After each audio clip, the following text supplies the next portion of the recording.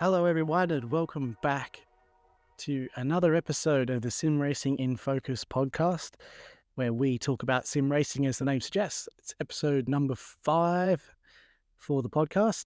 I'm your host, Dean Reddit. I am the owner of the small startup website known as simracinginfocus.blog, where we produce some blog style articles, but also now this podcast. Coming up on tonight's show, well, we're just going to cut straight to the chase tonight and get into our interview that we weren't able to get to last week. It's been a rough week for me. The old daycare germs have caught up with me, and unfortunately I haven't been able to keep on top of all the results yet this week. And to be able to do the first segment of the show, we might hold that over and try and do a catch-up episode on those results. Luckily for me, though, I was able to get a conversation in earlier in the week with Ross Thallon from RSW Graphics, as promised, where Ross jumped on board to have a chat about all the good work that he's been doing with his livery design and clothing businesses within the sim racing industry in Australia. I think one thing that comes up just about every interview that I've done is it's very hard to fit in just what some of these people have managed to accomplish within 50 minutes, and Ross is certainly no different to that. So, hopefully down the track, again, we'll get to flesh out his story a bit more, but hopefully for now, you'll get a bit of a taste of what it's like to be a graphic designer in the sim racing industry. Enjoy.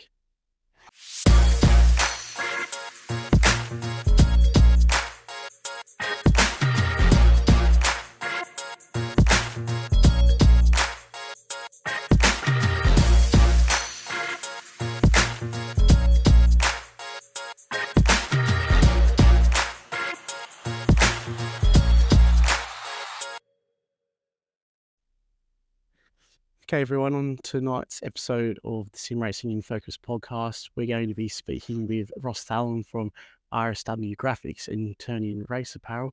Ross, thanks for tuning in and giving up your time, mate. How are you doing? Yeah, pretty good. Thanks, Dean. Thanks for having me. That's not a problem at all.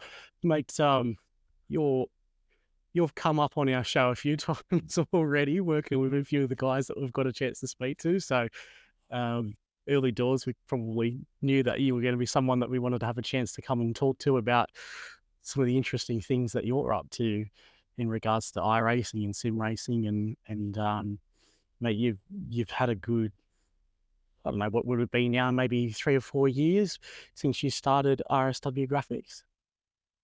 Yeah, it was just before COVID, really. And then it was just doing my own stuff at first, and then kind of COVID hit, and every person jumped on sim racing and wanted their real car looking like their real car emulated in the simulator on iRacing. So I got a lot of work through there, and it kind of just blew up from there. Okay, so when you first come into it, had you been on iRacing for a little while, or did you have ties to racing out, like real world racing? And yeah, just talk to us a little bit about how you first come into sim racing, and then what sort of made you, or when the penny dropped, I suppose, as far as you being, a good livery creator, I suppose. Well, obviously I've been into motorsport my whole life. My old man was always into watching F1 and touring cars back in the day. So I've always been interested in motorsport. And then once I kind of finished school and got into other things, like I've always been into action sports as well. So I rode BMX as a kid. So probably in my early 20s, I started racing mountain bikes, and then racing downhill mountain bikes, and then kind of stopped that. It started getting a bit wild. So I started looking into sim racing. And I had Project Cars 2 on PlayStation at the time. And I found a league called Race on Oz, which everyone obviously knows the iRacing team. Yep. But Race on Oz also has multiple leagues. So back when I was doing it, they had Project Cars 2 League. They had Gran Turismo League on Gran Turismo Sport, and Assetto Corsa on PC. And then the iRacing team was kind of separate. So I did probably 3 or 4 seasons on Project Cars 2. Okay. And then after a few seasons on that, I moved over to iRacing. I got a PC and moved over to iRacing. All right. So what year do you reckon this would have been, if you can remember? I think it was like 2018, 2019 when I moved to Okay, so you've had 5 or 6 years then. That's probably pretty similar yeah. to myself as to when I joined. Yeah, like a lot of the people you talk to, like they've been racing Gran Turismo since number 1 or number 2. But I was never really into Gran Turismo. It's just I've always wanted to do motorsport, but I've never been able to afford it. So I thought sim racing was the next best thing. Yeah, yeah. I mean, I think plenty of people could relate to that. Yeah. Okay, so you first come across into iRacing as just a sim racer yourself. You weren't doing any livery creation at the time. No, the person that ran, I'm not sure if he runs it anymore. I haven't seen him around much these days, but the person that ran Race on Oz, Steve Lattimore, he used to do a lot of liveries. He used to have a company called Grip Graphics. Okay. And he kind of gave me the idea, and I kind of researched it myself as well. And I just wanted to because at the time I had a detailing business as well, a car detailing business. Yep. And I also used to do a little bit of photo editing, so I already had Photoshop and Lightroom. So I just thought, I made my own little livery. I just used a standard iRacing paint template, and just chucked some of my logos and just changed some colors around. Just started playing with it. Yeah, yeah, because so you had a little bit of a base understanding of Photoshop and those editing tools, which is quite intensive, isn't it? It's in its own right to learn. Yeah, Lightroom I did, but Photoshop I had no clue. I hadn't even touched it. I just kind of figured it out on the fly, which is what I've done pretty much with Photoshop and Illustrator over the years, is just looked at tutorials and figured out how to do stuff. So it's come to me slowly through there. Yeah, I think most people that get into sim racing and then discover Photoshop, they're just reliant on the YouTube tutorials that are out there, and you usually can find them plugged into a forum somewhere on iRacing as to where to go to source them out. But yeah, that's interesting. So you're coming into it with just a little bit of photo editing skill, but other than that, it's a fresh style, fresh idea about and in the beginning, like I suppose most people that are now creating liveries on iRacing, that it's just it starts as really a hobby and something you do for yourself. Would that be Pretty much, yeah. At the time? Yeah. Yep. So okay, and then so how long do you reckon you were playing around with it before you actually started I guess doing liveries for other people? Probably 6 to 9 months, I think. Yeah. It's hard to remember, but yeah, I think I'd say it was about 6 to 9 months. And was that something that you say created your page or created RSW graphics, or were you just sort of doing it as like a word of mouth thing at the time? And it's interesting just to try and pinpoint when, like I know a lot of people that have picked up starting creating liveries for themselves, and they often think to them, do I go external? Do I put myself out there to do and do some commission work or whatever? But I'm just trying to pinpoint what maybe your mindset was when you then actually did take it from just being a bit of a hobby and actually now went and chased commission work from it. I can't really remember, to be honest. It all just kind of fell into place. But RSW Graphics was originally, I think it was, it was called RDT Media. Okay. And then I used to do a little bit of video editing, and I did some highlight videos for when the AMF League used to run the GT3. Yep. I did some highlight clips for their series and stuff like that. And I think I was doing both, so the video editing and a bit of livery creation and stuff like that. And I think the livery creation obviously took off a little bit more, so I ended up just going down that path. Okay. Obviously, video editing, I mean, you only get so far in video editing within iRacing. Not many people want it done, and obviously aren't going to pay for it. Yeah. It's kind of a niche. It's kind of a niche thing. And it would be But quite a lot of time as well to yeah, a relatively short video. yeah, it's very time consuming. So yeah, that's when I ended up going down the livery creation path.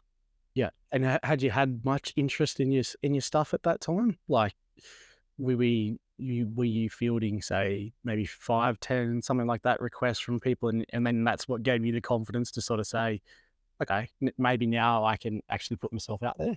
Or will you say that you were just confident in your own ability and you were ready to do that yourself? I was a little bit confident. We had like a shoot off team from Race on Oz, and I used to do liveries for that team. Yep. And then from when I think the point that I can remember it starting is when COVID hit. Michael Clementi and Jonathan Beekoff. So Jonathan Beekoff, he raced the Super 3 and the touring car series. He's got like an old AU supercar.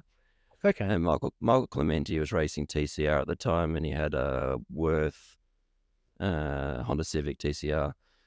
So Jonathan Beekoff contacted me and asked me to create their liveries on iRacing. Okay. So then once I created theirs, and they obviously put my details onto other guys racing XLs and stuff like that. That's really where I feel like it took off. Okay. So you actually got out through real world contacts to start, that really kick-started, because this would, I assume, would have been COVID when they were all coming into sim racing as a means to Yeah, keep themselves going. yep. And that's okay. So you've got your sort of start through some real world contacts. Yeah, I don't even. Obviously, I had some stuff out before that Yeah. because that's how they contacted me. But I don't think it was much before that. Yeah. Okay. All right. Well, I think, well, you now talk about, we'll skip forward a little bit now to sort of the present day. Mm-hmm. You'll, just to give some people some context, you now have RSW graphics and also turn in race apparel.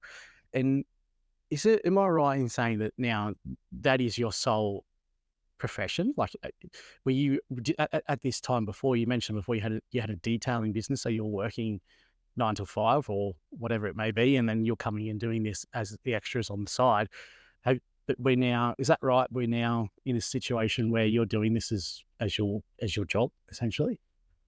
Yeah, so my detailing business was never a full-time job either. I worked for Coles for 12 and a half years at their distribution centre Okay. in Perth Airport. Yep. For 12 and a half years. But I was only working 3 days a week, so it gave me a lot of time to do other stuff. Yep. And then after I left, how long ago was it? Just over 2 years ago, I left Coles. I got an opportunity to work for a place which some people might know, called V-Race, which is a simulator centre in Perth. So they run 6 Motum simulators. So it's basically just people come in, book a session. It's all run under Automobilista 2. Okay. So I helped run that place for a year and a half. And then after that, I went full-time with RSW Graphics and Turn In. All right. So what year do you reckon this would be? Just piecing your story together on the fly. So I left Coles in, when was it? 2022? Okay. November 2022, yeah. And then I started RSW full-time in May last year. May last year. Okay, so you're coming up on 12 months as full-time. Okay. Yep. Interesting. And I mean, I'm not going to sugarcoat it. I mean, it would not be feasible to be like a sole income. Yeah. I'm lucky enough that my wife works on the mines, as most people know as a FIFO. Yep. So I would really say that I'm a full-time dad and part-time RSW Yeah. graduate. Because I imagine the workflow it'd be peaks and troughs, wouldn't it? Like it's a, yeah, I can imagine whenever the Gen 3 supercar drops, you'll be an incredibly busy person. But because we've been in now a couple of years since the current models dropped, like that's just with yourself. Like I obviously, coming out through social media, obviously you're quite, I would say, synonymous with the supercar, and you've done a lot of designs for a lot of Australian teams, and yeah, so I imagine like when those cars come out, that would have just been like hell for leather when in demand, and then there might be a little bit of a drop off. But if we ever get those Gen 3s come at the end of this year or something like that, I think your workload might go through the roof. Yeah, I've already got a waiting list. Oh, really? So people are Yeah, actually contacting you now, even though we don't know a date, or well, I think it's fair to say we know that there's at least been some sort of scam done on them. I think I don't know if I actually can, but I can't validate that. I just see things, but I think there's some sort of initial start. So I think it's safe to say they will be coming at some point. But yeah, it's people already contacting you. yeah. I heard a rumor that was mid last year, but yeah, I haven't really heard anything. I think it. There was people saying that it was going to come out, around mid last year, but it's kind of died, the conversation about it, like Mm. from what I've seen. I've got I've got a half of like a suspicion, I guess, is just the way that I think the Gen 3 launched, and you know all the issues that they might have had with it. Maybe Supercars actually might be holding it up until they get it right. But I Yeah, don't that's a know. good point. Yeah, but It's all the same when a new car gets released on night racing, especially GT3s and stuff like that. So I get a bit of work yeah, through that. you get a bit of you get a big peak whenever that happens. I know. Yep. Um, I've in my time I've looked after my own team, and certainly speaking to other people who look after their own team, it is a bit of a Russian roulette thing with iRacing where we were getting our liveries done by iLiveries, which is Yep. um, you know you one day's I believe he's a graphic designer by trade, and he's incredibly he's very good with what he does, but you pay for it. You Yeah. generally got to wait for it, and and it can be months and months and months. And we went through this scenario where we got a couple of GT3 cars done, and yeah, we had it was the Mercedes for a month before the new car come out. And then we had to wait another 4 months for the new, or I think it was longer. It was 6 months to then get the new car. So you can pay for, and we paid for both because the PSD file was obviously very different, and so we had to recreate the whole thing again. And so Yeah. Yep. that can be when you get an updated model or something like that as a team owner, and as someone you got to double down on the bill. Like it's but it doesn't happen that often. So. Yeah, that's it. And the templates are quite different as well. Even the new Camry and Mustang NASCARs, Mm. the main body isn't any different, but the front and the rear is. They've even placed the front and the rear slightly offset to where the original front and rear was on the template. Yeah. So the PSD files or Photoshop, I can't remember the last word of the acronym, but these are the files that allow you to create layers, isn't it? So you're not looking at it like a flat image, you're looking at it like a layered, as paints are. You have base paint, and then you have decal layers and whatever else, and it allows you to build in that sort of three-dimensional form, doesn't it, before you then compress it at the end. So they're quite elaborate things to learn how to manipulate and change. So how long do you reckon it took you to learn that? Like, we're not really talking about a couple of days on on YouTube, it's probably a lot longer to actually really get in and understand how to manipulate a PSD file.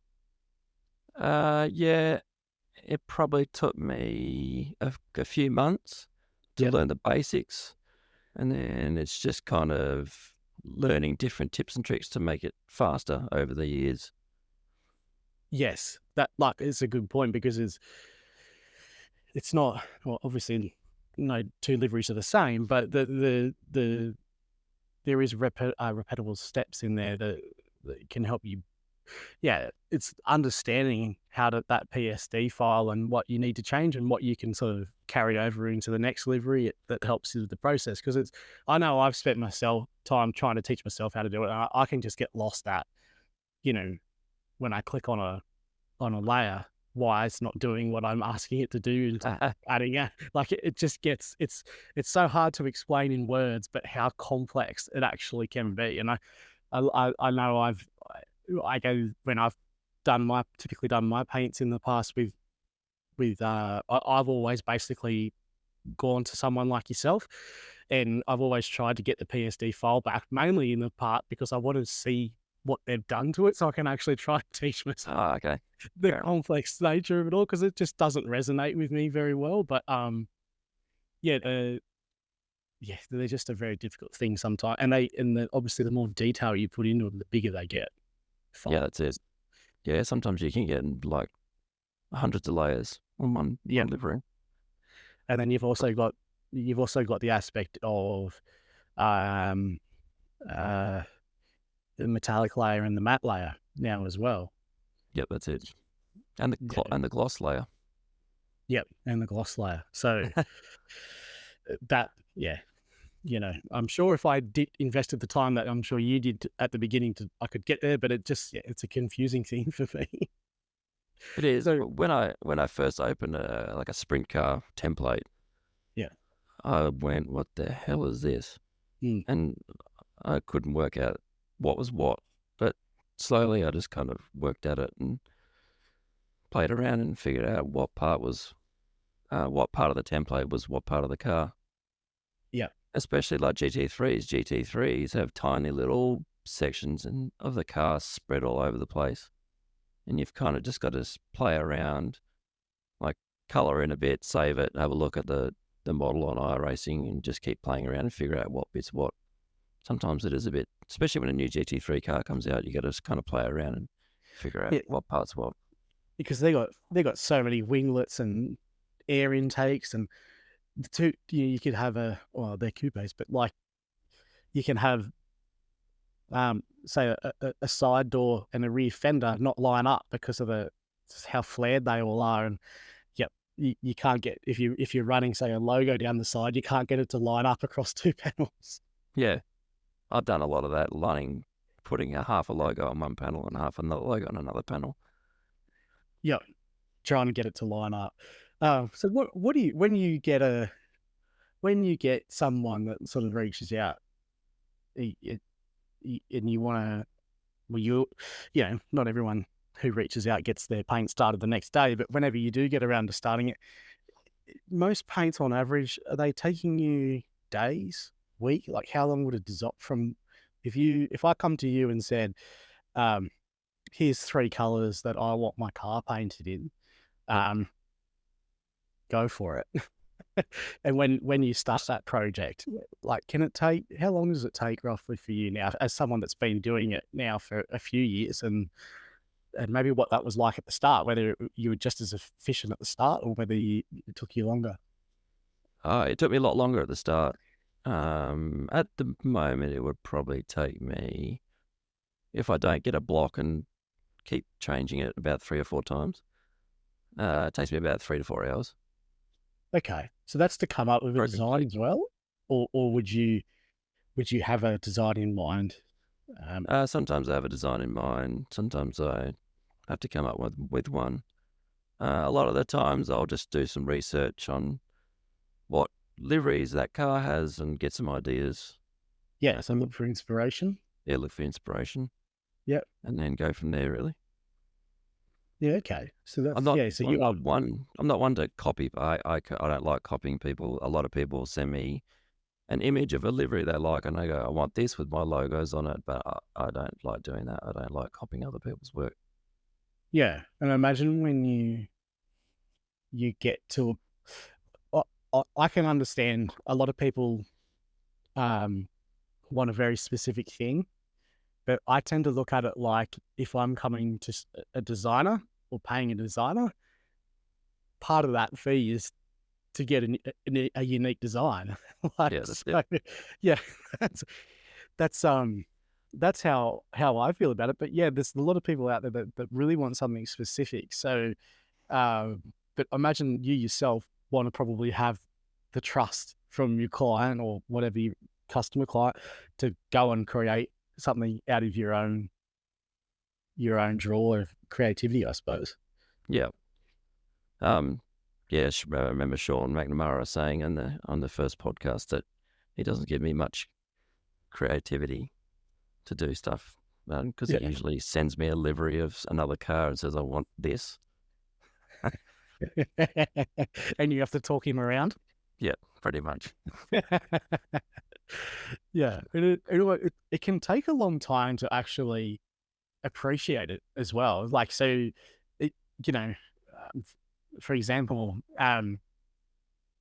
even when I went to iLiveries, I'd seen some of his work, and you look at the cars and you think that, amazing. Obviously, you do your research before you then go and sign up to pay somebody to do something, and you get the initial livery back, and you think, maybe not what I was expecting. But then when you actually look at it and you actually take time to appreciate the detail that's in it, especially like the mistake I made is he sent me the initial image on a phone, and I looked at it on my phone, and I think I lost maybe 60% of the detail when I first looked at it. So I had that sort of feeling of like, I guess, a little bit underwhelming to start with, but then when I actually opened it up on the computer at home, like, you start to appreciate things a little bit more, little bits of detail that you don't see out of that small JPEG or whatever when you first view it. So, um, yeah, it's a funny thing at the start, but yeah, you got to take your time, and that's what I said.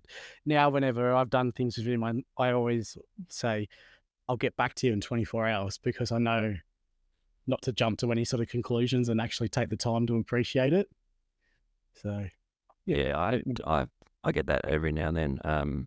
I did Scott Gamble's livery, his veterans livery that he's Yep. running in veterans. And when I first showed it to him, he said, well, we did play around with colours, but the initial design, he did say that it wasn't exactly something he was after at first. And then he kind of warmed up to it after a few hours. Yeah, you just don't. Sometimes as well, I've certainly had feedback. I don't know if you've seen our liveries at Riot Sim Racing. We've had when you look at a still image, the liveries are very detailed, but sometimes it can be lost on the broadcast. And then you can have the reverse effect where you could have, um, let's just say, a simplified livery, but it just absolutely stands out on the broadcast. So does that ever flow into when you sit down to make a design, how it's going to appear on a race broadcast, or do you just look at it how it's going to appear on a flat image? Is that overcomplicating it too much? No, that's exactly what I do. I didn't used to, and then I started watching broadcasts, and obviously some logos you couldn't see, Yeah, especially when you add different spec maps. When you start adding chromes and metallics and stuff like that, it doesn't show off well in the broadcast because there's a lot of yeah, reflection. yeah, So I was working with Sean McNamara, obviously from 9.5. He sent me a livery from another team, and he sort of said, why does this stand out? And I said, probably because the whole car is pretty much matte. yeah, And he goes, okay. So then because we were playing around with different metallics and stuff with the 9.5 livery about 2 seasons ago. yeah, So then we just started going down more the matte and just base gloss colors, and they definitely stand out more on on the broadcast now than they used to. Yeah, because I've remembered watching some of the races back that our guys been involved in. We have the rear of the car is matte, like not a dense, not like a really high percentage matte, but it is matte black, and it's got a silvery text in it. So just like a little text pattern, and you only see it when the sunlight hits it in a broadcast sense. And sometimes even if you were doing an overcast race, you wouldn't notice it until you got to a specific part of the track, or if there was headlights on the car where you actually get the shimmer come off it, and you can hear commentators pick up on it. Like, oh, is there something in that black? But yeah, so you could see how that was a really complex thing to put into the paint, but it doesn't necessarily always translate to a really easily identifiable feature that comes across in the broadcast. And you, just when you mentioned Scotty's livery, just going back and doing race results, that white is like, it's like it has some sort of like lumens on it. Like when it's coming, it seems so bright on the broadcast. You really Yeah. notice his car. But Yeah, I do. Sometimes I do patterns in the background that show up in different lights. Yeah. Nova Sim Sports, they've got a bit of a pattern through they used to be green. Now they got a pink. The livery decals are pink. Yeah. And they've got like a Nova Sim Sport logo reflection going through them. Yeah, it's interesting. Yeah, because I was curious to know whether, the broadcast side of things was something that the designer would look at as well when they're doing their designs, because it's obviously, certainly not at my level, but maybe higher up levels, they've got a big emphasis on being at, whether it's sponsors or whatever, and needing to place that logo in a certain spot on the car so that it is almost the first thing you notice. And I think Sean spoke about how his cars get referred to as racecraft cars sometimes because of just the way that logo is positioned on the car. Yep. So another thing is that, so obviously supercars, the real supercars have all small logos usually along the sill. Yeah. I don't like to do that because same reason for broadcast, you can't see the small logos. So I like to spread bigger logos across the car. I don't like to put a lot of different small logos on the car. Yeah. Yeah, and quite often I think with you're dealing with 2 or 3 perhaps logos, not generally not 20. Yeah, that's it. Yeah, so that helps in that regard. Okay, so when you're sort of at your busiest, how many projects do you think you're working on, let's say a week? Busiest probably 5 or 6, I'd say. Yep. Okay.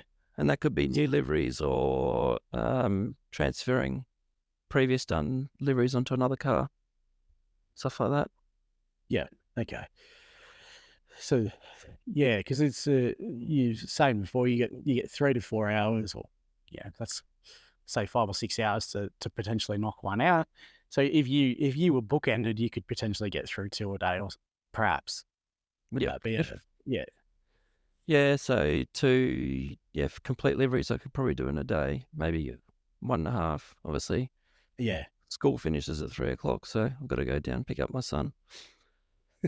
And then it's just a struggle to get any work done after that. Yeah. How is he? He's just turned 5. Okay. So you want on my attention. Yeah, that's right. Yeah, that's it. You just you need to, until they go to bed at 7:38 or whatever it is. It's you're on dad mode. That's fair enough. So we touched on it earlier though. You've now also gone and started a new venture with Turn In Race Apparel. So when did that kick off, and what do you sort of you obviously got your paints with RSW graphics and logo design, but now with Turn In Race Apparel, what are you guys up to there with that?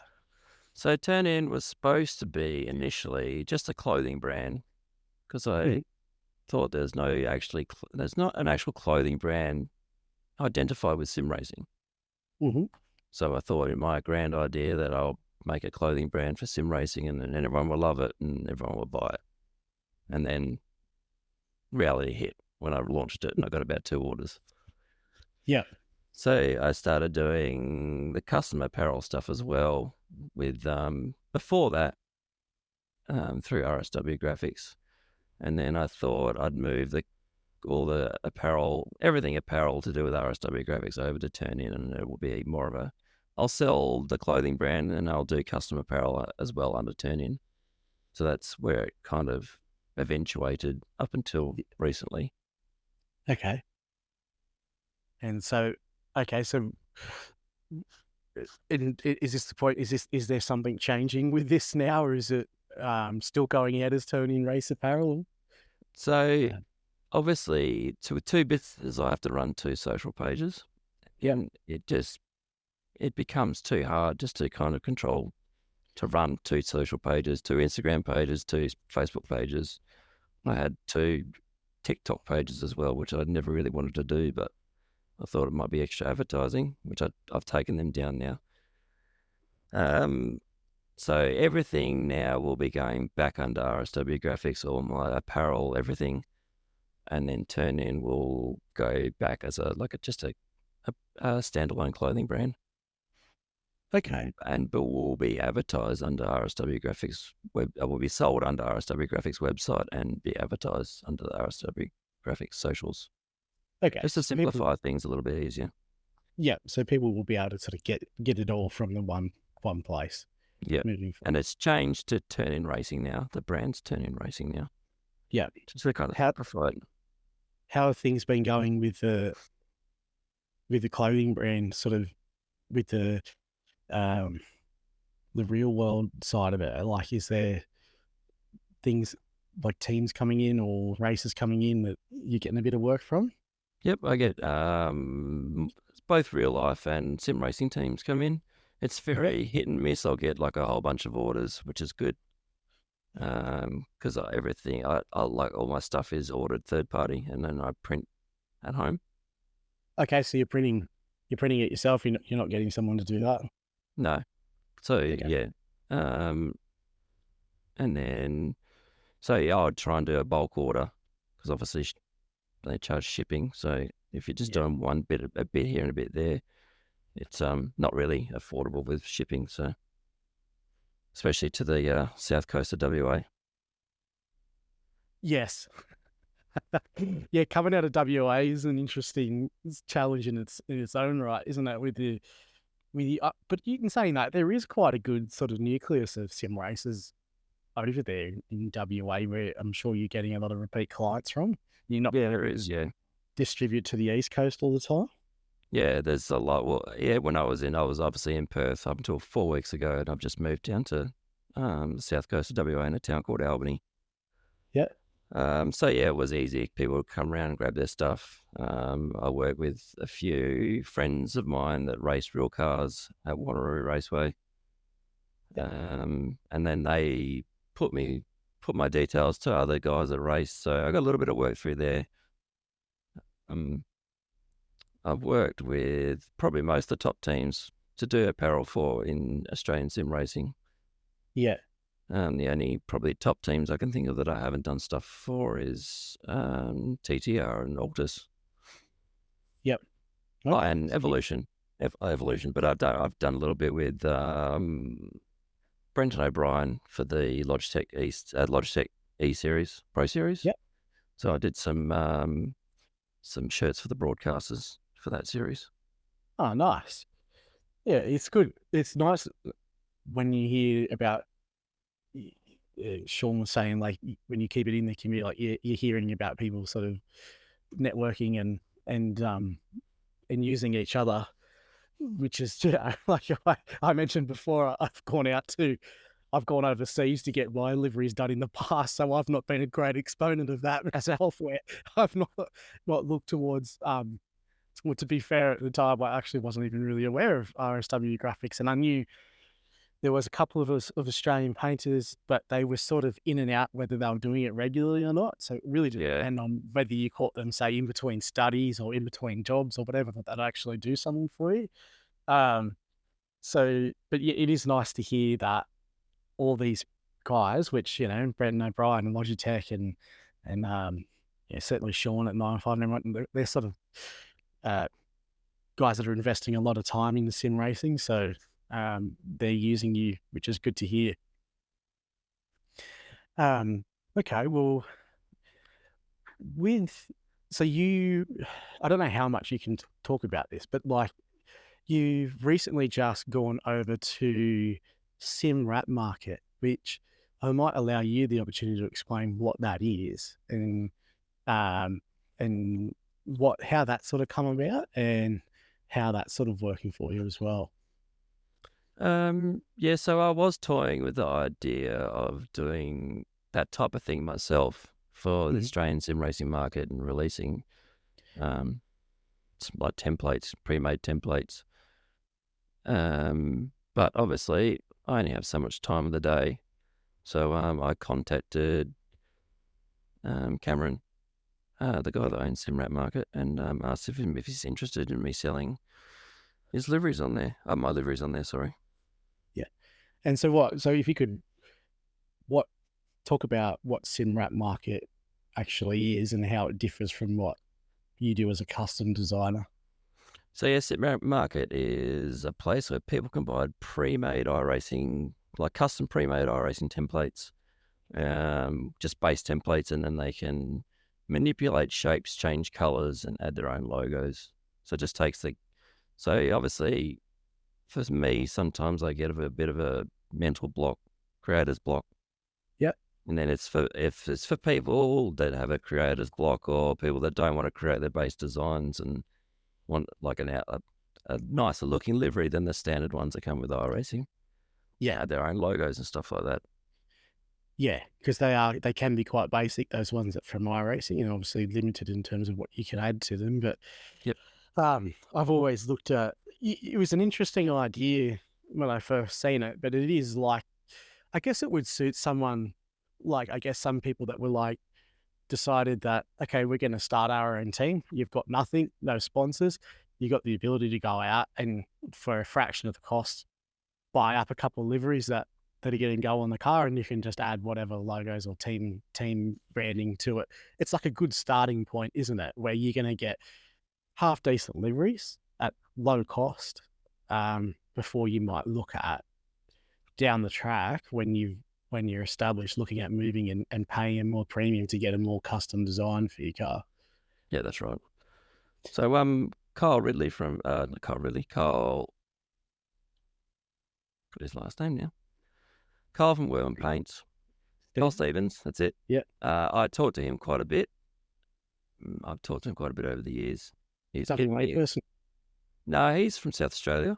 South Australia. No, but he's been doing it for a long time. He's been doing real cars, sim racing cars, different artwork for probably nearly 20 years. Yep. So he's been a really good source to find out, to get information. Like sometimes I've had customers that have sent me messages and I kind of ask him what he would do in certain situations. So he's been a really good help. So, and then obviously he's been part of the SimRat market for, I think, a year and a half now. So he was a great help in getting me on board with those guys as well. Yeah, because I had noted that he was in it, and then you going across and joined it. I would have thought you would have spoken to each other. So at least he obviously thinks it's a worthy thing to be a part of. Yep. Yeah. Yeah, for sure. Nice. It's good. It's just good. It's not like it doesn't make you a crazy amount of income, but I mean, it's a good little bit of extra money coming in. Yeah. On the side. Yeah, and just that lower price point, you know, whether I think it's maybe 15 or $20 Australian for a livery or something like that. And it, you know, that's to people, that's, you're happy to punt that. And if you get something you like, happy days. If you get something that you use for 3 months, it's easy to write off. It's an interesting topic, actually, like how much somebody might be willing to pay for a livery. And certainly you don't need to disclose figures. But like, for me myself, I'm the type of person. I guess I'm a bit older. Like I if I'm going to pay somebody to do something, I can easily justify additional cost if I know I'm getting the. I would view a bad livery at $50 as an expensive mistake as opposed to $150 livery that I know is going to be good. Yep. Does that make sense? Like, Yeah. yeah, like in my mind, I can justify that, but in a lot of people's minds, that's way too much money to spend on a virtual car livery. Do you find that cost comes up in negotiations between yourself and clients a lot, or generally people happy where you're at? And you don't need to mention if you don't want to prices, but like, yeah, it's just an interesting thought that I've had where you try and position yourself cost wise. Some people aren't, some people are. It just depends on the person. Like sometimes, even now, like obviously I've raised my prices gradually over the years. As you go up, and as I went up and my reputation goes up. So even now I kind of cringe at typing how much I charge, and I'm just like, is this person going to tell me to go away or not actually even reply or say, yep, that's pretty good. But majority of the people, I reckon 75% of the people that I tell them what I charge, they're happy with. Yeah. No, it's because you look at it, you can't look at it as it's the person's time that's going into it, isn't it? Like, which that's what people don't understand. So if you looked at it where you mentioned before, you might take 4 hours to do a livery, and that's the figure that I've paid. So we've already established that's with someone else at 150 Australian dollars. It's still less than $50 an hour. Yeah. So, yeah, when you look at it in those terms, commission work, you got to feel like you're getting someone that if you knew what a graphic designer charged per hour, you're still pennies on the dollar, aren't you? At the prices that they're coming out at. And I had an interesting conversation with my wife back when we first did it. And I think we basically commissioned about 5 or 6 GT3 cars, and the delivery bill was like $600, $700. Like, it was just phenomenal. But I couldn't, in my mind, I couldn't go down the route of, again, spending $300 on something I wasn't happy with. So I had to go and look to time what I was doing. And we were in a bit of a back and forth. And I said, okay, so I'm going to get these liveries, which, we've used for a couple of years now. And I said to her, and I wouldn't recommend this to anybody because it didn't go down real well at the time. We spent $3,000 on wedding invitations that we used for a month. But but it was the whole point. We commissioned a graphic designer to do that work, and it ended up being $3,000. That weddings, obviously it's a wedding, you put blah blah blah, but you threw it away.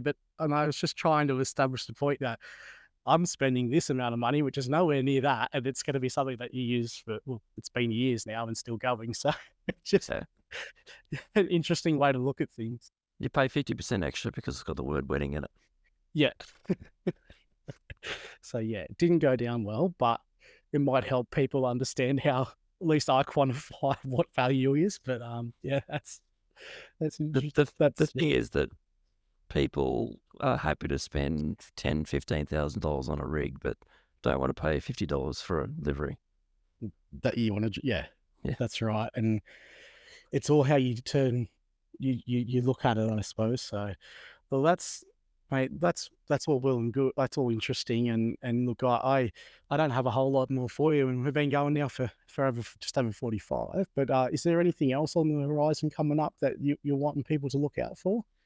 Well, just going back to what we were just previously talking about, it's also customer service, which is a big thing that I'm always conscious of. And that's obviously what people pay for as well as your customer service. So that's what I really rate my reputation on. Yeah, and you're often, I think you're working alongside Prestige Cinematography as well. So you people get their designs and then they go out via your socials and everything like that. So, if they've got a Facebook page for their own team, they stand to sort of grow off that as well, don't they? That's it, yeah. Yeah. Well, Okay, well, just before we wrap up, what we know, Sean at 9-5. What other teams have you been working with now for a couple of years? I know there's So, a few. so yeah, Phoenix. So I did a little bit of stuff for JP back in the day. Yeah, Um, and then obviously when JP's team split, Phoenix formed and After Dark formed. yeah, So I got stuff from them from After Dark for a little bit until they decided to do their own stuff. And then obviously I've stayed with Phoenix.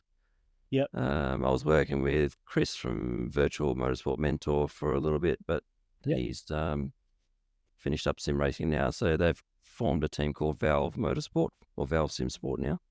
yeah. So I'm doing some stuff with those guys. Ryan Preston, he has a YouTube and streaming page called Wake and Bake Racing. I do a lot of stuff with him. Yeah. Mm. And you mentioned Scotty Campbell. Yeah, Scotty Campbell, I did some stuff. I've done some stuff with WKMP. Yeah, yeah, And obviously Racecraft, like John's. I've done a lot of stuff at Racecraft. John's been awesome. He was, like, going back to where I started, he was probably one of the guys that really helped me get started. yeah. And now he definitely is another WA person, isn't he? So, Yeah. did you ever get a chance to go up to Racecraft and go in person, or have you always just sort of communicated online with him? No, I always go in there, and Yeah. I was actually in there on Saturday, just talking a bit of Oh, crap with really? John. Yeah. So yeah, Okay, so that's yeah, it's and good. then and then one of the guys that works there, Anthony Jewell, he races XL, so I've done some liveries for his XL car and stuff like that. So and some So shirts, some team shirts for him. yeah, so you just bring up another good point. So you've started now with a few designs for real world cars as well. Yeah, it hasn't gone to where I'd like it to go. I've had some pretty big opportunities come up that have kind of died, Yeah, unfortunately, for reasons I actually do not know. So yeah, I'm still kind of trying to push that avenue. Obviously, you can charge a lot more to do a real design for a yeah, car than a sim racing car. yeah, But then on the opposite side is that you do one livery and that's it. And with sim racing, you do one livery and then you can keep adding that to other cars. So yeah. And kind then of the the race. yeah, iRacing keeps updating cars, and you get Yep, you're almost getting repeat liveries on what is essentially the same car, just a new model. Uh, that's right.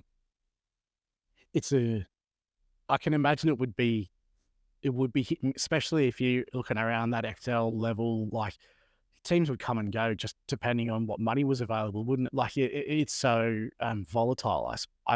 Not that I've been involved in too much real world stuff myself, but you hear the stories about the cost of motorsport. It wouldn't be surprising that teams are often chopping and changing or going in and out of business. Yeah, like I've been involved in, because I used to ride motorbikes back in the day, road bikes. Yep. So I was involved in the WA Superbike Championship for a while, doing officialing. And Yep. then I was also a judge for the WA Drift Championship for a while. And I've in both series and motorsport, I've seen so many people come and go because obviously Yeah. it's so much money and people can only do it for so long. Yeah, that's right. That's right. But mate, it's been like thanks once again for giving up your time on a Monday and having a quick chat to us. But yeah, it's just good to speak to the person behind the name. Like I said, has been coming up so much. So hopefully, RSW and well, we now know that Turn-In will be going under RSW again, but hopefully that continues to be successful. And I certainly think that you've made a really good name for yourself, especially amongst the Australian supercar community, is probably up there with, one of, if not the best designers in Australia. So, yeah, I hope that continues up, and you never know, maybe sometime in the not too distant future, we can actually get together and work on something ourselves. So as a paint project. So, yeah, mate, I just, once again, thanks for coming on and yeah, by all means, if you need to thank anyone, give them a shout out. Obviously, I'd like to thank my wife because she allows me to do this Yeah. full time. Obviously, Sean at 9.5, he's been such a big help. He's always happy to promote me, and he's given me a few different avenues of like teaming up with different people to do a few things. Racecraft, John's always come to me with different graphic design ideas for shirts and sim mats and liveries and Yep. stuff like that. So he's been awesome. Yeah, Brad from Prestige, he like my liveries would not look as good as they do if it wasn't for his photos. He does such an awesome job. Like I've had comments of people actually thinking that's a real Yep. car, not a sim car, from some of his photos. And then Justin McLean, he's always really happy to run my liveries when he's doing Scott races and stuff like that. So he's always been a really good help as well. So we've got a little bit of a Black Hawk RSW team that is trying to compete in Scops this season. So Okay. hopefully we can get up there in some of the I know in some of the lower splits. I think with help from Laz, this Phoenix Yeah. driver Nice. So development. get more networking sort of going on and people helping each other out. What about yourself? Are you going to be doing any racing? I haven't had a sim for 2 years now because my house that I've lived in Yeah. hasn't allowed it. But once I've got myself settled down in Albany, I'll start to hit up John for a new sim. Yeah, nice one. All right. Well, Keen to get back into it because it's been a while. yeah, it would be, but I can imagine that, working and creating and spending a lot of time on liveries can there's a sacrifice as well, isn't there? Which Yeah, probably your own personal, I don't know if enjoyment's the right word, but your own time and involvement on the sim itself. yeah, that's right. But sometimes when you sit in front of the computer the whole day, all you want to do is sit on the couch and watch some TV at night. Yeah. All right, mate. Once again, it's been a pleasure, Ross. Thanks so much for taking your time and joining us. And bye for now. Thanks, Dean.